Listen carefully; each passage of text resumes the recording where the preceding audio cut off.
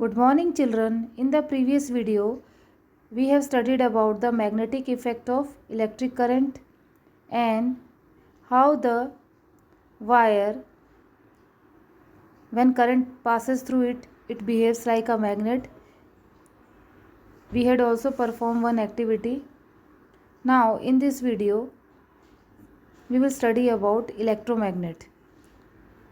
So, to understand electromagnet, we will perform one more activity. उसके लिए हम एक और एक्टिविटी देखेंगे. Activity 14.6. Take around 75 centimeter long piece of insulated plastic or cloth covered or enameled flexible wire and an iron nail, say about 6 to 10 centimeter long. Wind the wire tightly around the nail in the form of a coil. Connect the free ends of the wire to the terminals of a cell through a switch as shown in figure 14.19. तो ये आप इसका circuit diagram देख रहे हैं. तो देखिए circuit diagram से हमें पूरी तरह से स्विच और सेल ऐसे नहीं बनाना पड़ता है. हम डायरेक्ट उसके सिंबल्स के थ्रू भी हम इसमें इजीली देख पा रहे हैं. तो आपने क्या लिया है, इसमें एक 75 सेंटीमीटर लॉन्ग इंसुलेटेड वायर ली है, जिसको आपने एक आयरन नेल जो कि 6 से 10 सेंटीमीटर लॉन्ग था उसके ऊपर आपने उसको वाइंड कर दिया है, लपेट दिया है.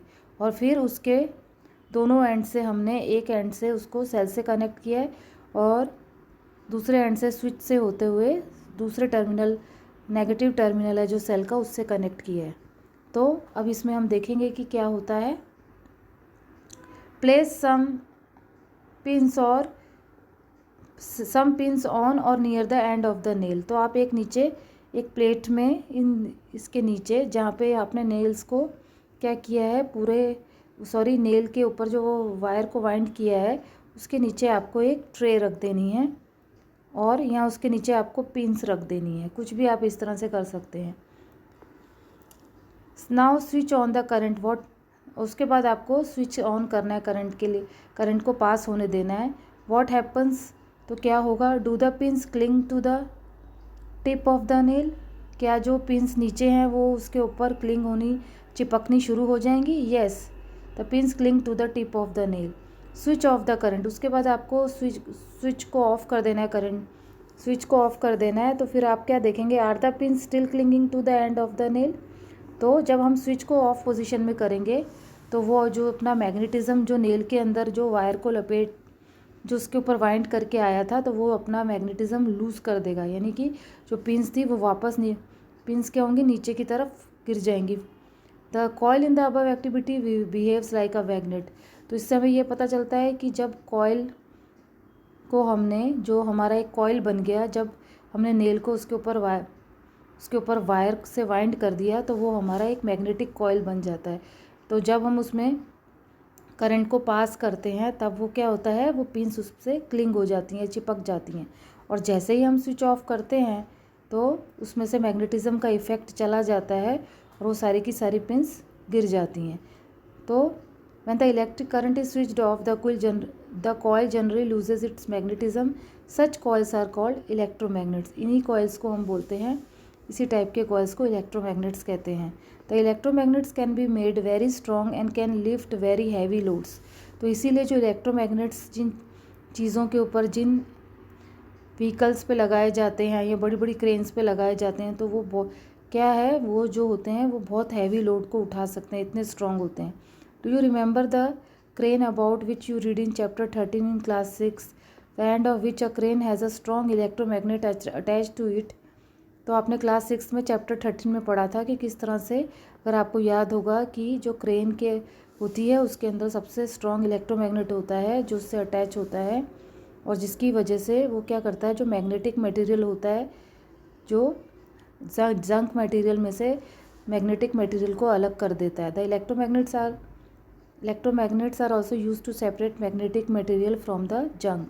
Doctor use tiny electromagnets to take out small pieces of magnetic material that have accidentally fallen in the eye. तो डॉक्टर्स के पास भी ऐसी मशीन्स होती हैं, है ना. तो वो जब आपकी आइज़ को, आपकी आंखों में कभी कुछ ऐसा, कोई किसी भी कुछ भी ऐसा गिर जाता है जिसके अंदर कुछ ऐसा मेटल टाइप हो या कुछ कचरा किसी चीज़ का, तो ये जो जितने भी वेल्डिंग करते हैं उनके वेल्डिंग जितने भी करते हैं किसी भी चीज़ को, तो उसमें जो क्या होता है, उसमें अक्सर वो लोग वो एक तरह के चश्मे पहनते हैं। पर अगर वो चश्मा ना पहने और उनकी आंखों में कुछ गिर जाता है, तो ये डॉक्टर्स के पास ऐसे इंस्ट्रूमेंट होते हैं जिसके अंदर मैग्नेटिक मटेरियल लगा हुआ होता है, जिसकी वजह से वो इजीली आंखों में इस तरह के कचरे को बाहर निकाल देता है। Many toys also have electromagnets inside them. कुछ ऐसे टॉयज़ भी होते हैं आजकल आप देखते हैं जिनके अंदर इलेक्ट्रोमैग्नेट्स होते हैं। तो अब हम इसको कुछ पिक्चर्स के थ्रू समझेंगे। एक्सपेरिमेंट को आप ऐसे भी कर सकते हैं, एक स्टैंड ले सकते हैं जिसमें आपने 2 वायर्स लगाए और एक आयरन नेल लिया, जिसके ऊपर आपने एक वायर को इंसुलेटेड वायर को वाइंड किया उसके ऊपर, और फिर उससे आपने स्विच का कनेक्शन दिया, स्विच के साथ बैटरी का कनेक्शन दिया। तो जैसे ही हम स्विच को ऑन करेंगे तो क्या होगा, तो जैसे ही हमने स्विच को ऑन किया तो जो हमने नीचे ट्रे में जो हमने पिंस रखी हुई थी, आयरन पिंस, वो उसके साथ उस आयरन नेल के साथ क्लिंग हो गई, चिपक गई। करंट जैसे उसमें फ्लो हुआ तो उसने उसको एक मैग्नेट बना दिया और वो सारी पिंस उसके साथ पूरी ऊपर क्लिंग हो गई। और जब आपने उसको ऑफ पोजीशन में किया तो वापस वो उस ट्रे में गिर गई। तो इस तरह से इसमें हमें मैग्नेटिक इफ़ेक्ट दिखाई दिया इलेक्ट्रिक करंट का।